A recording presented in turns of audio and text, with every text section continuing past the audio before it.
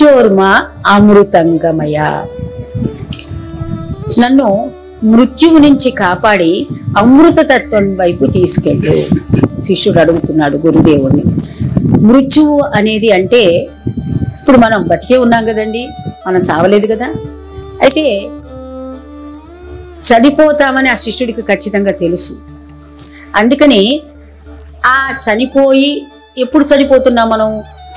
పుట్టాము అంటే జాతస్య అంటే పుట్టడం, మనం పుట్టాము అంటే చనిపోవటానికి టైం రోజులు ఒక్కొక్క రోజు గడుస్తున్న కొద్దీ చనిపోయటానికి దగ్గర అవుతున్నామని అందరికీ తెలుసు ఆ విషయం.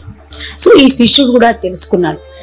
ఈ పుట్టుక చావు అనేది లేకపోతే అమరత్వం, అమరత్వం అంటే ఏంటి?